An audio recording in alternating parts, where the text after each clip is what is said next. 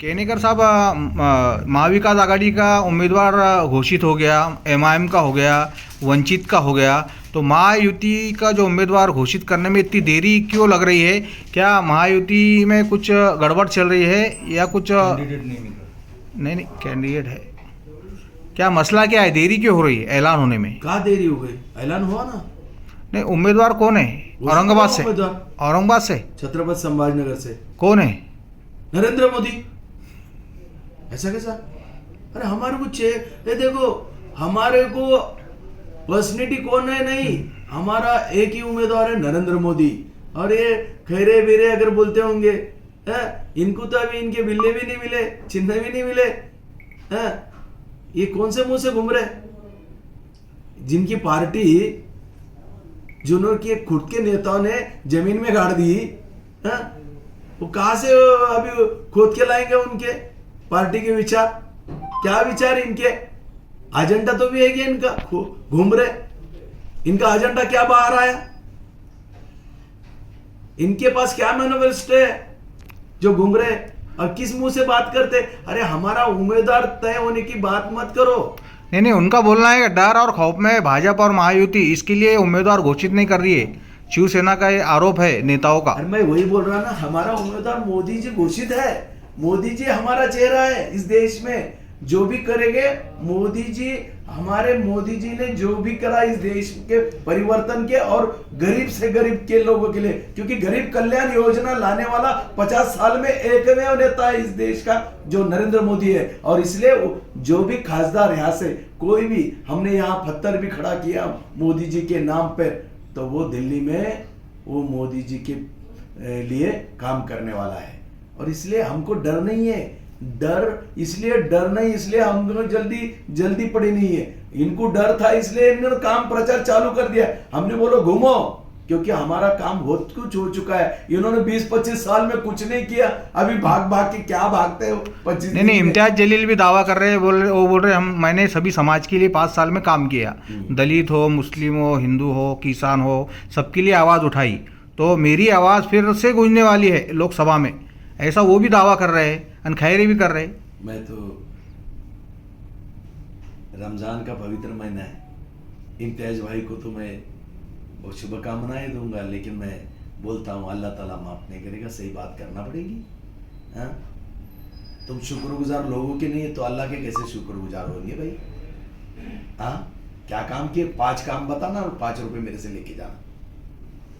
5 काम बताना उन्होंने इस गरीब तख्ते के लिए, मुसलमान के लिए काम किए होंगे तो बताना मेरे को 5। हम बताते हैं मुस्लिमों के लिए क्या किया। मुस्लिम की स्कॉलरशिप बढ़ाने का काम इस सरकार ने किया है, 300 कोटी से लेकर 500 कोटी तक किया है। हाँ, मेन अल्पसंख्यक कमिश्नरेट ऑफिस यहाँ बनाने का, जिससे पूरे महाराष्ट्र में अल्पसंख्यक के बारे में सभी बातों का काम करने वाले। जो निधि थी वो निधि 10 लाख रुपए अभी बढ़ा दिया है एजुकेशन के साथ। क्या बोलते? 10 काम बोल सकता हूं इस देश में मुसलमानों के लिए किए, पसंदीदा मुसलमान के लिए, जो मेरा गरीब मुसलमान है उसका कद बढ़ाने के लिए, उठाने के लिए विश्वकर्मा योजना लाई, जो मुसलमान में अभी बहुत अच्छी तरह से रूढ़ हो रही है। मैंने दिए करके, मैंने अभी तक 37 मुसलमान को लोन दिलाया है। जो 10,000 5,000 जो केंद्र का लोन था वो भी दिलाया भाजी पाले तरकारी बेचने वालों को। कौन बोलता? मुसलमानों का परिवर्तन की ताकत सिर्फ मोदी ने।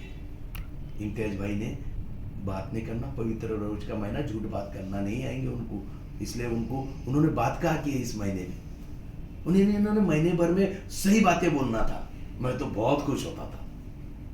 अभी इफ्तार पार्टी में जा रहे सब तरफ, जाने दो, बात नहीं। आप नहीं नजर आ रहे गई इफ्तार पार्टी में? मैं मेरे तो यार मुसलमान भाई से इतना है, मैं हर घर में रहता हूँ। मैंने अरे वो इफ्तार पार्टियां उन लोगों के साथ करते, मैं तो सच्चे मुसलमान के साथ मेरी इफ्तार पार्टी रहती, वफादार मुसलमानों के साथ मेरी इफ्तार पार्टी रहती। ये के मुसलमानों के साथ कैसे रहेंगे यार? ये 2-2.5 साल से बेचारे करार साहब मेहनत कर रहे, इच्छुक थे लोकसभा के लिए। ऐसे में भुमरे का नाम आता है, कभी विनोद पाटिल का नाम आता है उम्मीदवारी के लिए, कभी कोई नया चेहरा नज़र आता है। तो ये क्या हो रहा है महायुति में? सही मैं बोलता हूँ, खींचतान क्यों चल रही है? हमारी तो इच्छा है, भारतीय जनता पार्टी के सिर्फ कराड़ साहब तो है, हमारे नेता है कराड़ साहब, लेकिन कराड़ साहब के नेतृत्व में भारतीय जनता पार्टी का बूथ पर का कार्यकर्ता 2.5 साल से जुटा है, बूथ पर इतना कड़ी मेहनत कर रहा है। और तो भारतीय जनता पार्टी के बूथ स्तर के कार्यकर्ता की और जनता की इच्छा है एक बार फिर से कमल को वोट मारने की, और हम तो चाहते हैं कमल को यहाँ वोट मारने की संधि मिलना चाहिए। जनता भी चाहती है, मेरा गरीब मुसलमान भी चाहता है, मेरा दलित बंधु भी चाहता है कि नहीं, मुझे मोदी को वोट देना है और कमल के फूल को वोट देना है। मैंने सबको देख लिया, तो वो चल रहा है और ठीक है। संजय सिरसाट को भी उम्मीदवारी के ये करते हैं आप डिमांड, कैसा है? किसी माध्यम ने, ये देखो, माध्यम ने किसी ने पूछा मेरे को कि इस शहर को संजय सिरसाट चलेगी क्या? अरे महायुति में का एक नेता है जो हमारे साथ जुड़ा है, और उस नेता का मैं नाम नहीं, माध्यम ने नाम लिया तो मैं उसको अच्छा ही बोलूंगा, क्योंकि उसकी ताकत भी है लोकसभा लड़ाने की, मैं कहा नहीं बोल रहा हूं।